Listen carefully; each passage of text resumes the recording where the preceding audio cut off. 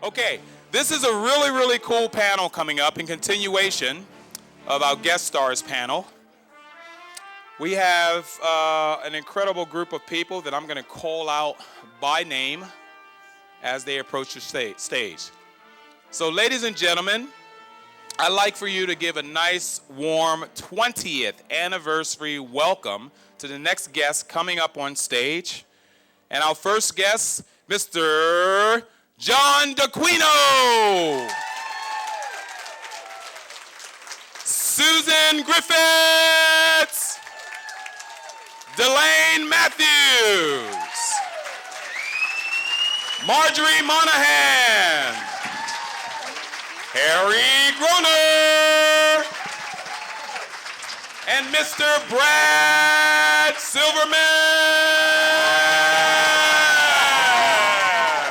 Here I am again. We have a latecomer, Liz Torres. Oh, Liz Torres. the lovely Liz Torres. Bring it on. Oh, yeah. I think what happened here is since we are in LA and everyone found out there was a Quantum Leap convention going on, everyone said, I'm going. I don't care if I'm not listed. I'm going to be there regardless. Folks, if you could have a seat, I'm going to help moderate this panel a bit. And there, girl, boy, no. Size 10 feet. Thank you. You good? Thank you. Good afternoon, folks, and welcome. You don't necessarily need my help, but I'll try to move this along to make it a little bit more, well, with me involved, it's just uninteresting. With you guys totally involved, it's very interesting. We have two sides of the auditoriums where questions are going to be asked once the people decide they want to form up behind the microphones. But before we start that, we'd like to welcome you. I know you come very, very far. But thank you for being a part of absolute 100% history, and your contributions has just been so fantastic that all of these fans have flown from approximately 13 countries and 32 states just to say hello to you. So if you don't mind, if you can share how your beginnings with Quantum Leap was initiated, and then we'll move on with further stories. So just anybody wants to kick in, go for it.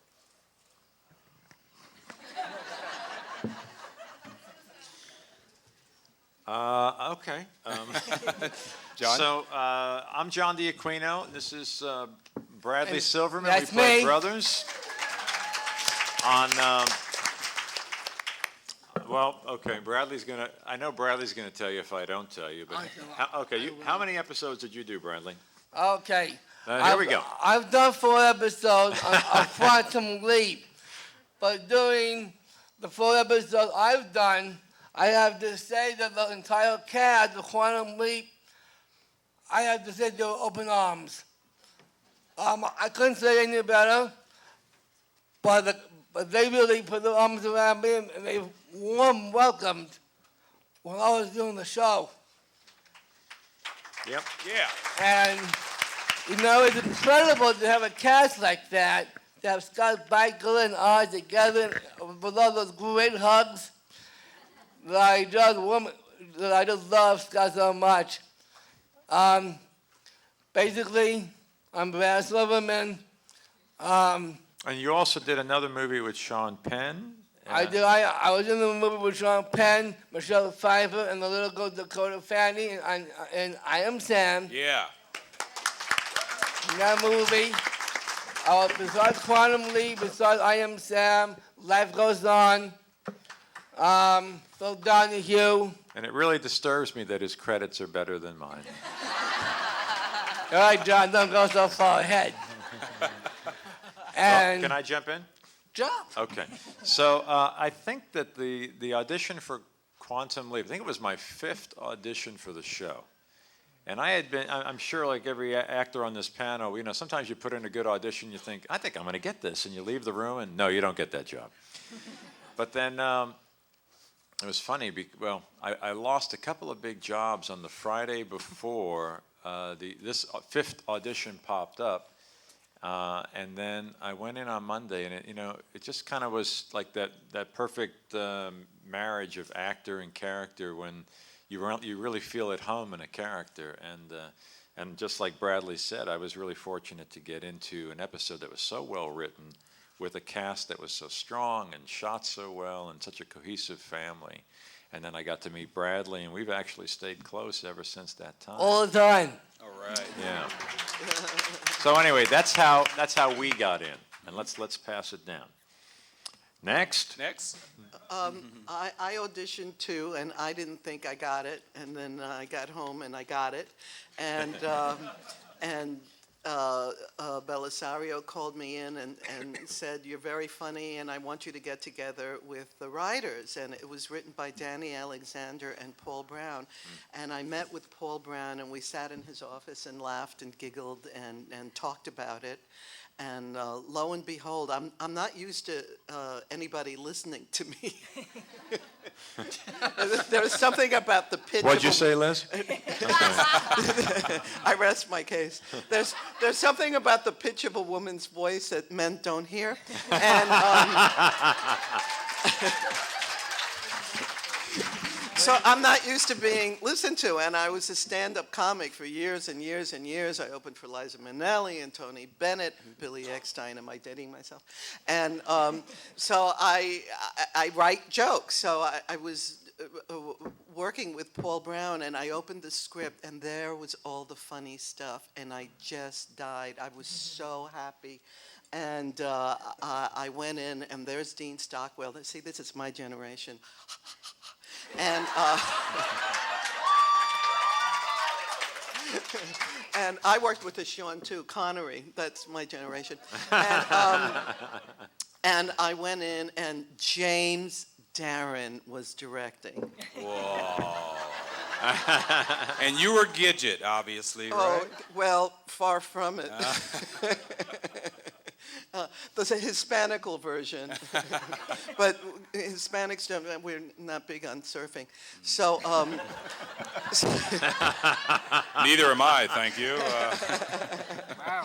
So I had, James Darren was an absolute dream. There was he was wonderful. I had a ball, and I loved it.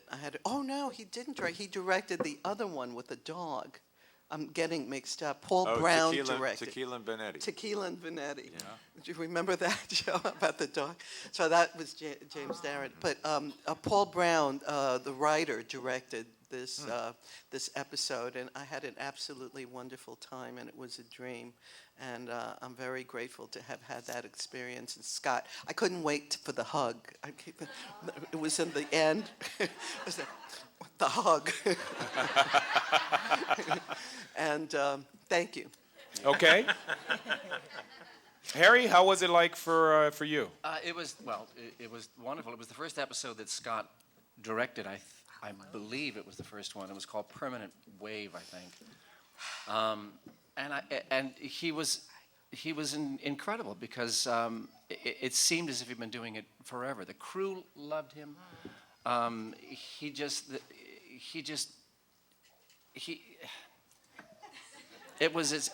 in love with him. I think that's how, as I think you can tell. Romance. Yeah, romance. Mm-hmm. No, he was really, really fabulous, and it was as if he'd been directing for years and years and years, and everyone adored him. And I had a lovely time, and it was good to see him again. We worked together in New York. Actually, we did a Broadway show called Is There Life After High School, and this was in the early '80s, I think. And it was just so good to see him and to see where his career was going and where it's going now. It's just he's a dear man, and I adore working with him, and it was a ball.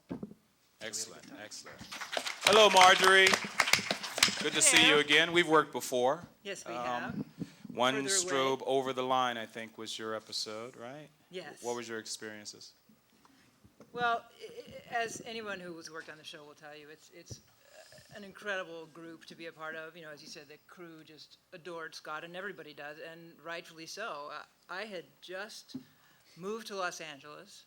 It was one of my... I'd done some TV in New York, and then I came to Los Angeles And I was, I didn't know anybody. I was young. I was like, and terrified of everything. And I got this role, which kind of stunned me. And then you show up on the set, and everybody was and especially Scott and Dean, very welcoming and just made you feel safe and cared about and wanted, which then enables you to sort of open up and really do good work. And they were just incredible. And he always said, well, if you're on the lot, come by and say hi. And I did, because I'd be on the lot, auditioning and doing whatever. And you always come by, and they're always happy to talk to you. It was just an astonishing group of people. And still, to this day, one of my favorite roles that I've ever done. It was just an amazing experience. And I got to work with Scott quite a bit, just because of the nature of the story and the director. And it was just great. And a lot of times you guest star on TV, and you're sort of there, and people are like, hey, how are you? And you just go through the motions. And they're kind of going through the motions because they've been doing it for so long, and they know the characters so well. Not all the time, but often enough. And it was not the case at all. This was obviously a small cast, but they were really good actors and really committed to doing good work. So it was just amazing. And I've done conventions, and that's where we've known each other before. And one of my favorite stories that people ask me about, and then if you've seen the episode, and I suppose you've seen most of them, we're doing this thing, and there's a lion. And I was a model in the lion as part of this shoot that we're doing, and I get all speeded up on drugs, and I'm harassing the lion. Lion chases me. We're shooting this scene on a bridge in Disney Ranch, and there's the lion, who we've been working with for like 4 days. And the second day, people are sort of stepping over him like it's a big rolled up carpet. And the animal wrangler's going, this is a lion. It's well trained, but a lion. You are sushi to this lion, so just watch it. Seriously. So we're like the last day, and the lion's been cool, but so suddenly I'm laying on the bridge, passed out. The lion's standing on this big table, like roaring at me.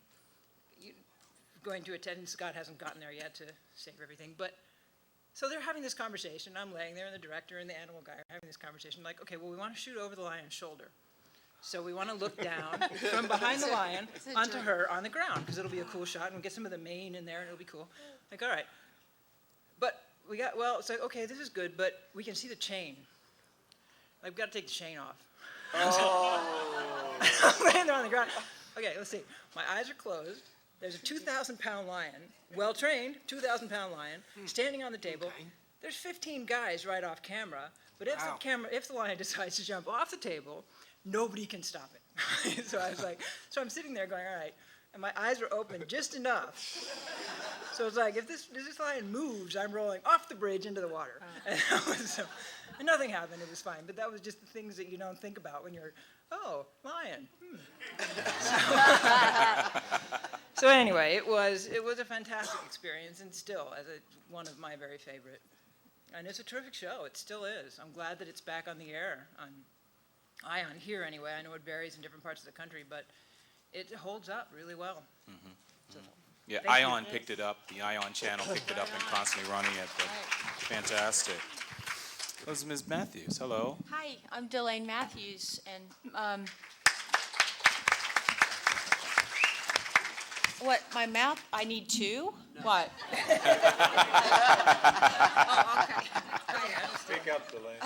I'm not going to really say anything that important. I watched the episode again yesterday that I had the pleasure of doing, and wow, I was younger. No, it's funny you're talking about working with animals. I once did not get a job because being hired was contingent on the monkey liking me. And I don't know what I said, but the monkey did not like me. But Scott did. What are you going to do? No, like you, Scott directed, I don't know, maybe it was the second then, I don't know. But as Scott always does, he has such a beautiful combination of confidence and enthusiasm about learning something else. That's just the way I imagine him living every day.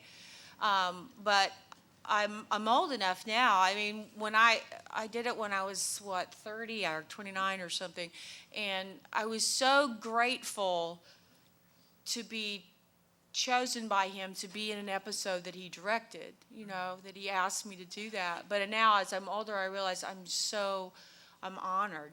I'm old enough now to really realize what a vote of confidence and care, what an expression of care and trust that was to be cast, to be asked to do that. I loved every minute of it. Because he was also directing, we didn't get to hang out and yak like I would have preferred to do, but he's just a great guy. I worked with him on Eisenhower and Lutz, and so that's how we knew each other. And so thanks. It's really great to be here, and I'm very appreciative. Oh, so are we. Hello, Norma Jean. Boy, you went on and took that role, and took it all the way to Vegas and just blew it apart. But before you did that, obviously you got your start on Quantum Leap. If you can share something with us on how you came to be, shall I say? How I came to be. Outside of birth. Hi, everyone. It was doing Quantum Leap was such a thrill for me as well. Working with Scott was such a thrill. I actually got to kiss him 32 times.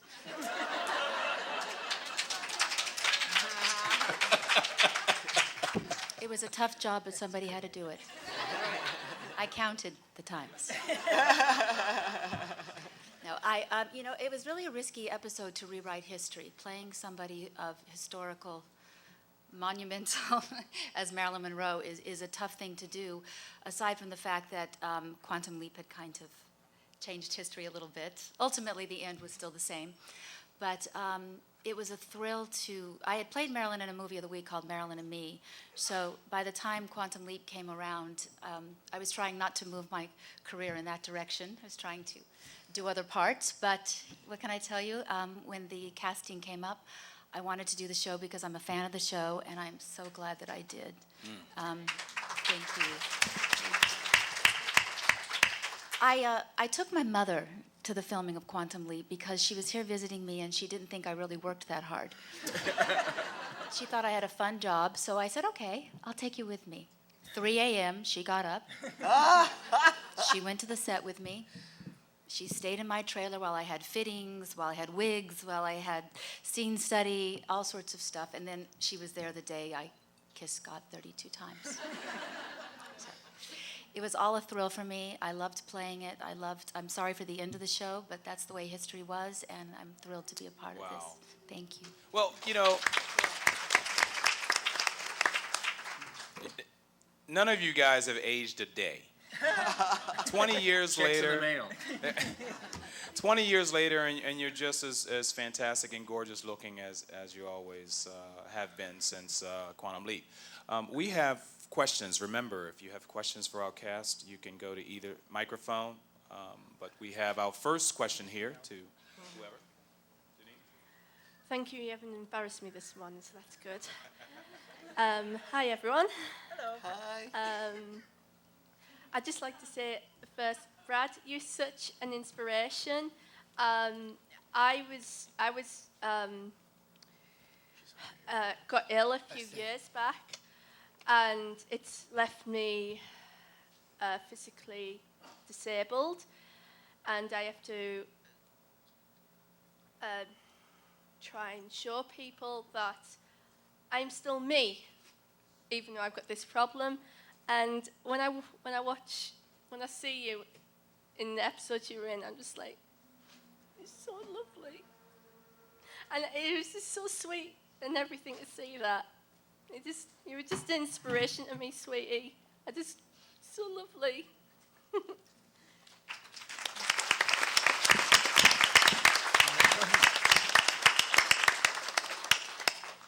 And John, I've got to say, you have not aged a day since I last saw you 10 years ago. I wish I hadn't, though. And thank you to the doctor from the plugs of my hair.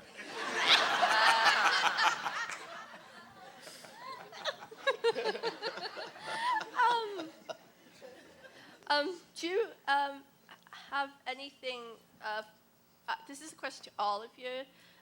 Is there anything that you that happened on the set that that you can still remember that was funny? I love funny stories. Just got to hear them. Hear as many funny stories as I can, and my doesn't seem so bad. That's a question, everyone. Yeah, there is at the very end of the episode, he gets, my character gets killed, and he gets shot and has to fall into the lake that Scott is standing in with the young child. And it was at night, and it was cold, and poor Scotty was, I don't think Scott had a wetsuit on.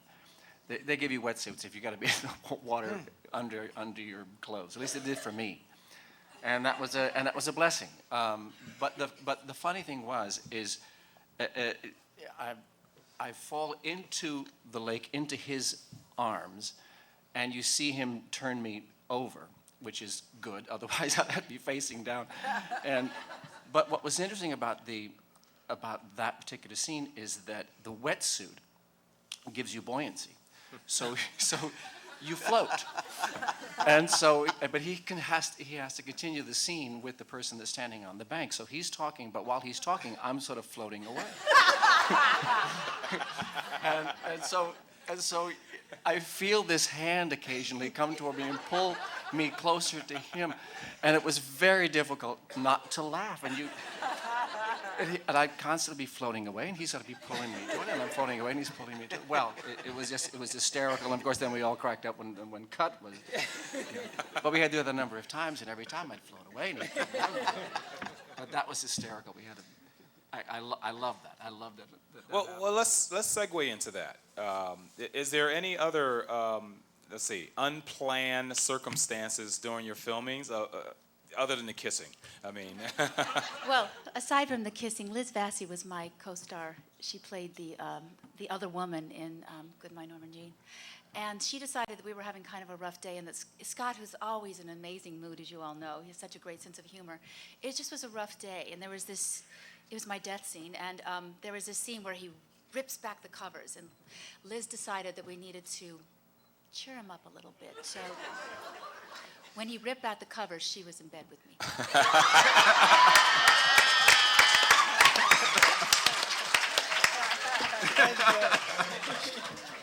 It put a smile on his face. Yeah. It's Sunday. I'm not touching that, but who cares? I kissed Scott 21 times. None of it on camera. You know, we have an auction going on later at 4 o'clock. If you'd like to donate a plug, we could use that.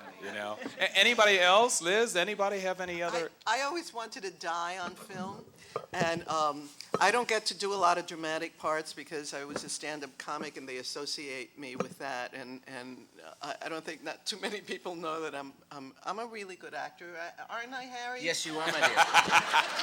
You are. We did Follies together, and he was absolutely wonderful. This man is so talented, and I always wanted to die on film, and I never get a chance to because I'm the best friend with the funny one-liners. So it was a thrill and a joy to die over and over and over and over and over again as the angel. And my most favorite shot was getting shot. I'd never gotten shot on film. It was so cool. And that's it. How many takes did you have to do for your shots? And were there any squids involved in that?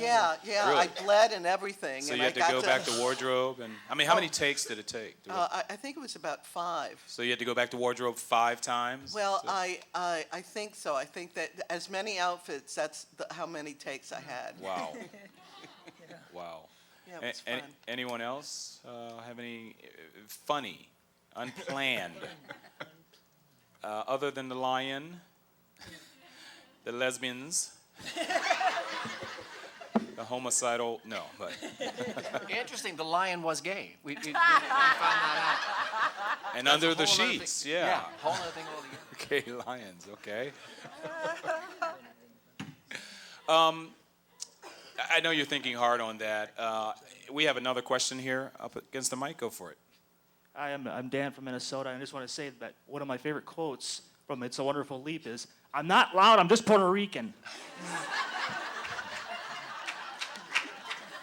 I also have a question for Brad and John. As far as you got lucky as being one of the most influential characters, the guest stars of Quantum Leap, and you got to be in mirror image, did you guys have any clue whatsoever, you played Tanchi and Pete, exactly what was going on? Is there anything on the inside that was never, like, information?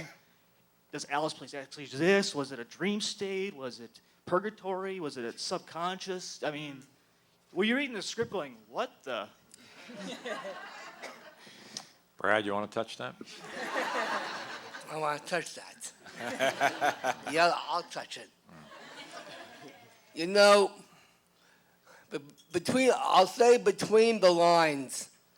When I say between the lines, it actually means walking through pictures, walking back through time, and being able to see Scott doing that. It shows not only his image from inside of his own heart, but he can also see his image from outside his heart. And no matter where Scott goes, his image will always show. Well said. Yeah. Well said. All weekend long, we're here to celebrate Quantum Leap, of course. So it's the show as a whole, with, of course, all of your inclusions and contributions you've done to give us all joy and happiness for the last 20 years. But all weekend long, this has been a Scott Bakula Appreciation Society. and every panelist is up here on stage have told us they're honest and true. It's got to be. There's no way they can make this stuff up. Feelings of Scott Bakula and Dean Stockwell.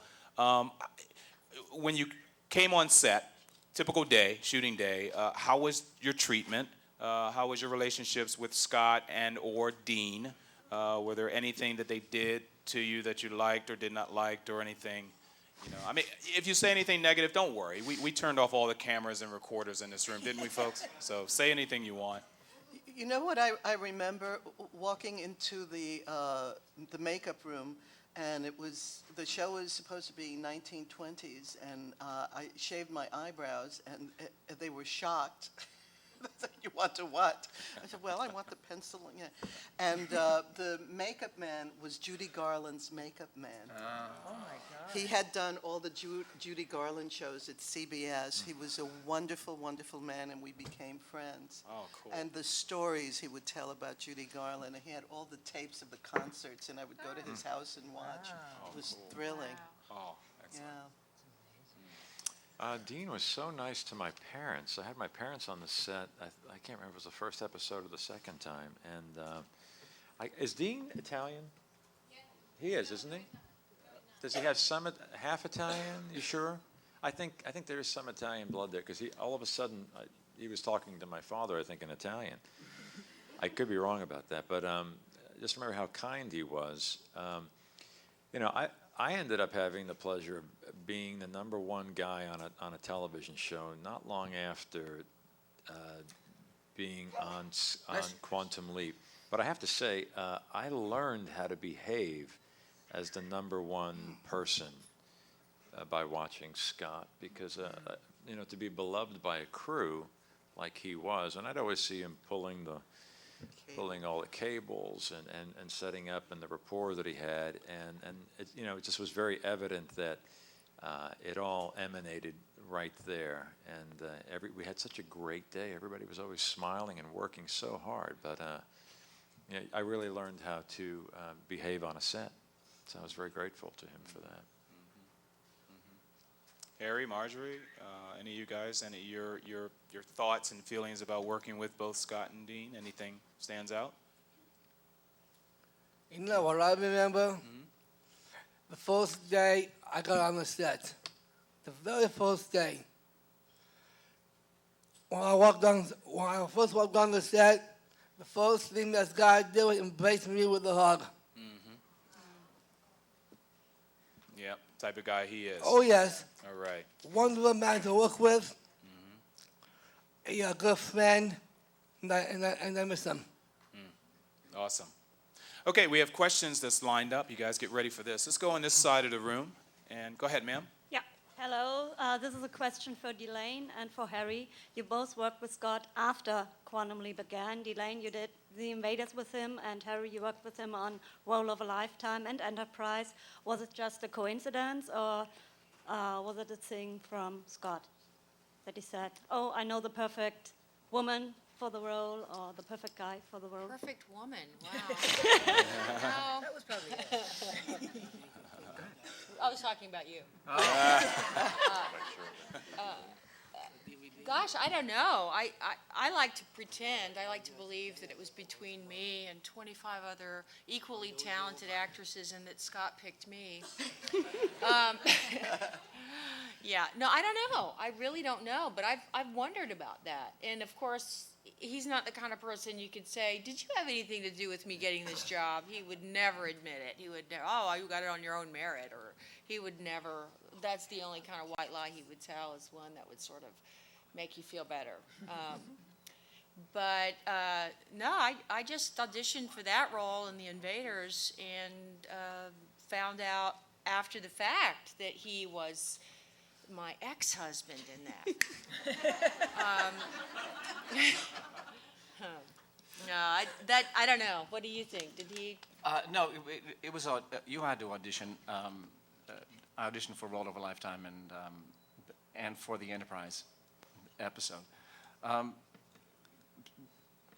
But they were, again, it was a lovely time working with the man. And of course, I'm such a Star Trek fan, and to be on any Star Trek set is just, yeah, is really amazing. And it was just fun to be in that world with him, and we have a pretty good history, and so it's just coming home. It was like coming home working with Scott.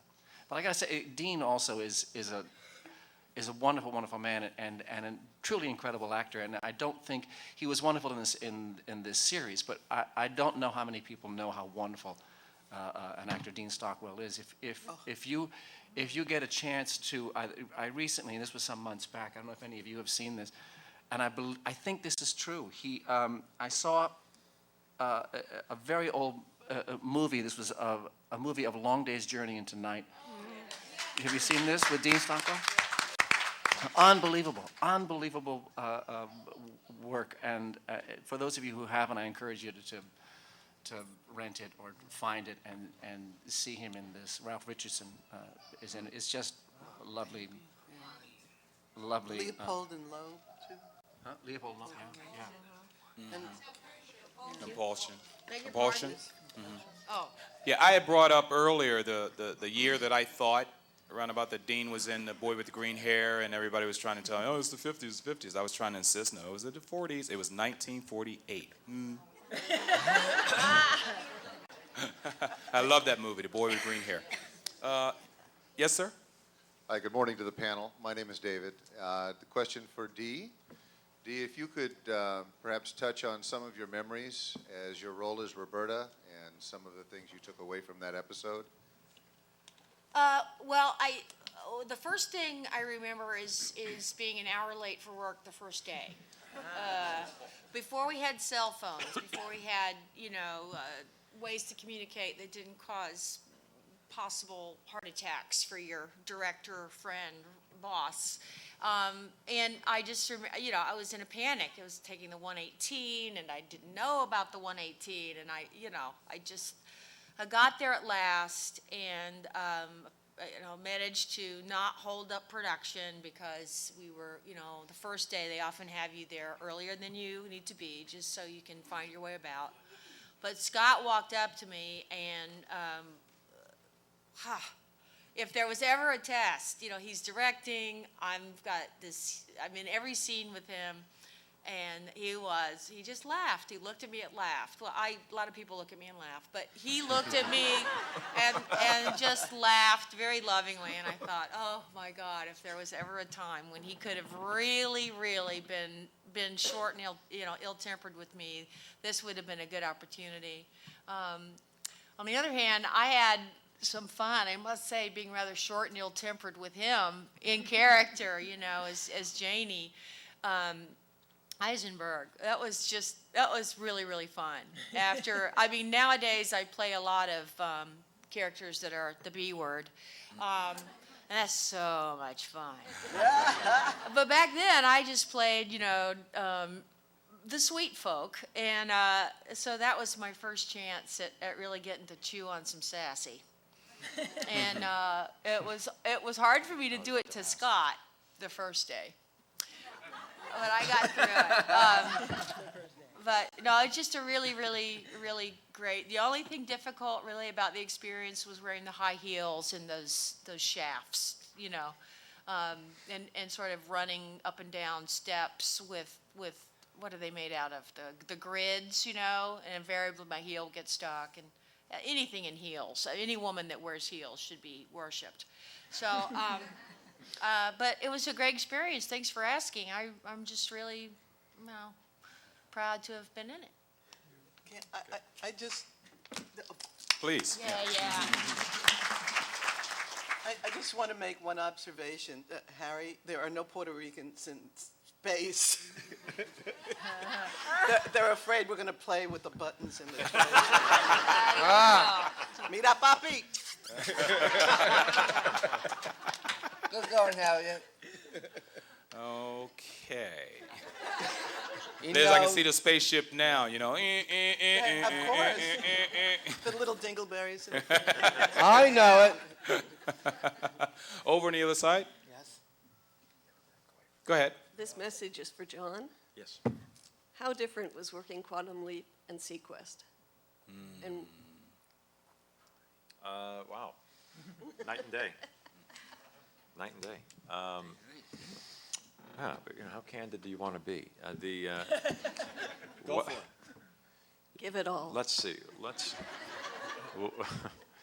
It's the difference of being a part of a family. And well, first of all, I think the scripts were so well written across the board. I think everybody here agrees. A lot of care. Let's give Don Belisario the credit for putting together a team of writers. They were so amazing. I think Sequest, it was a Spielberg show, so we had great hopes for it. But then really sort of, I don't know, there were too many chefs in the kitchen on that one. But then there was also some, there was some meanness and things going on. People were just sort of short with each other, and I think at the top, and it permeated its way down. And unfortunately, we didn't get to have the benefit of having Steven Spielberg because he was shooting Schindler's List at the time. So, yeah. So it was a little bit different. I got fired with anybody pretty much over a certain age after the first season.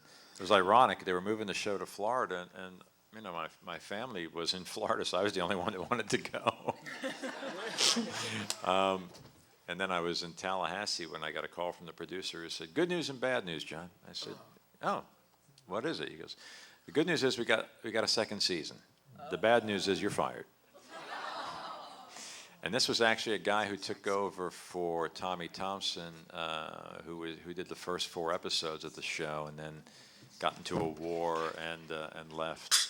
And the first time I met the guy, who will go unnamed in a moment, he said to me, "So I understand you're a friend of Tommy Thompson's." And Tommy and I drove out to California together years ago. And the first time Tommy was on the set of Quantum Leap was as my guest, as my friend, and then later came back as the head writer. But he said, "I understand you're friends with Tommy Thompson." And I said, "I'm not Judas." I said, "Well, actually, we're best friends." And he said, "Well, then that's great. You won't have any trouble finding other work." And he made it his mission to get rid of me after that point. So I would say Night and Day would cover it. Yeah. Thank you. And thanks for bringing that up. Okay, this side here. Hi, my name is Melissa, and thank all of you for taking your time out to come here and be here today. We all appreciate you. Yes, indeed. Thank you. And we appreciate you all. Yeah. Brad, this is for you. When Keep your clothes on, please. Keep your clothes on. Well, when you were doing the 4 episodes that you did, that, I've gone through a lot in my life, having to, go through certain classes and everything, and I've had to live with epilepsy my whole life, and that just, seeing you do the episodes that you've done, that's really impacted my heart, and, it's been a blessing to me, just having to go on every day. And thank you. I'm going to jump in on that too. Being on Quantum Leap, being on any show, being an actor like I am, to me, it doesn't really matter what show I get to be a part of. The main reason is that being able to learn, being independent, and being an adult, I can take what they give and what they take back from. They've taken back a lot from me because I give and I speak out to the world because I want the world to listen to what people have to say. And I believe that everyone in this room will also believe that any one of you has a voice. To be able to speak the truth, to be able to speak from your heart is a gift. And take that gift wherever you go out there in this world. Because we know the economy is bad. But take the gift you have because this world needs to know what you have inside of you. And carry it throughout day and night, night and day.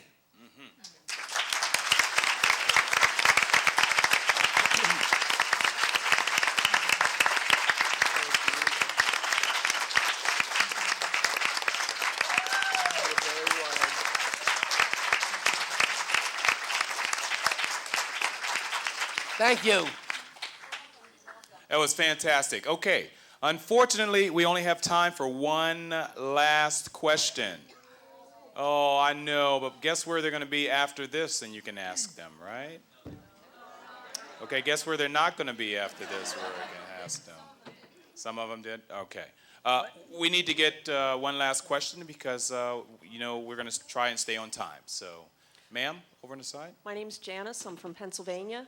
And all of the panels have talked about how great it was to work with Scott. And I'd really like to hear, because Dean's character of Al wasn't able to have the same interaction with the characters each week. So I'd like to hear some stories about your then off-scene interactions with Dean. I stalked him.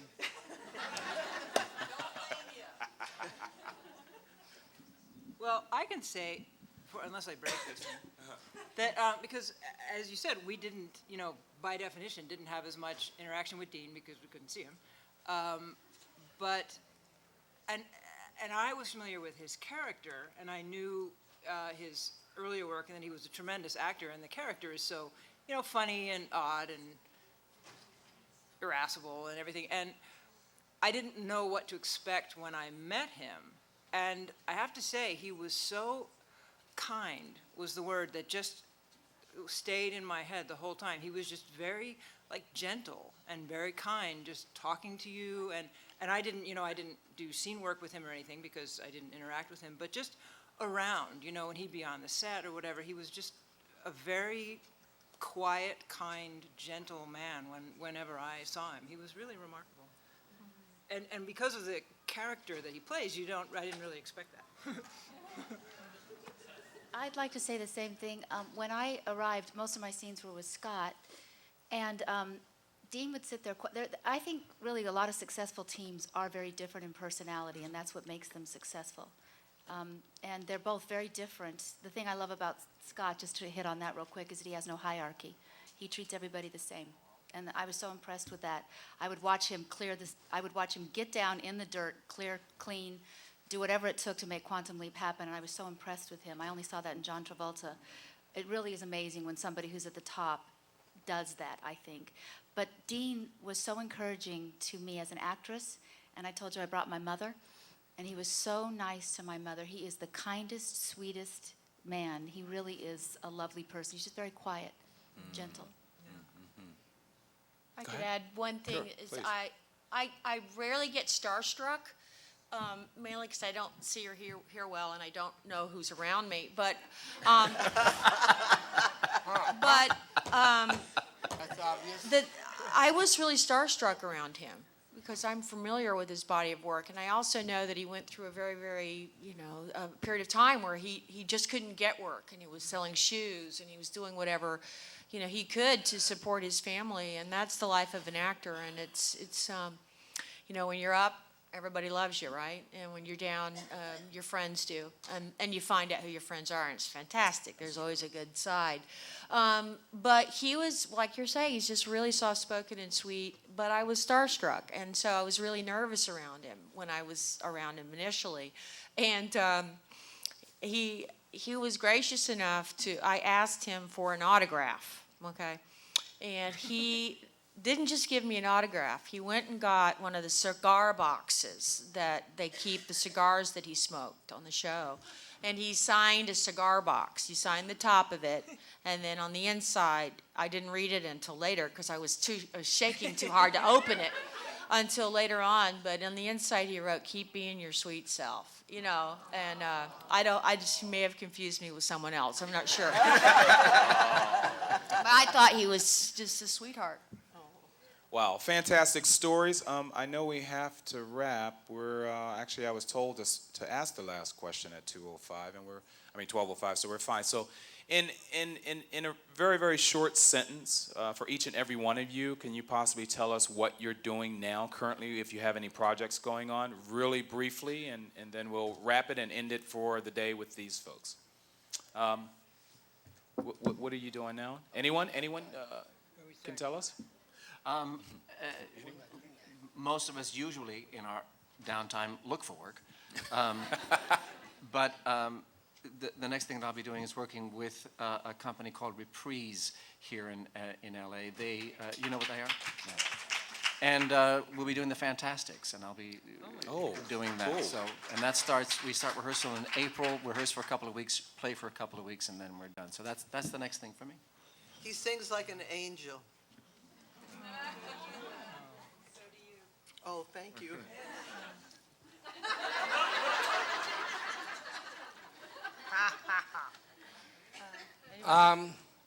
I have to thank all these guys up here on this panel, besides Brother John and all of you.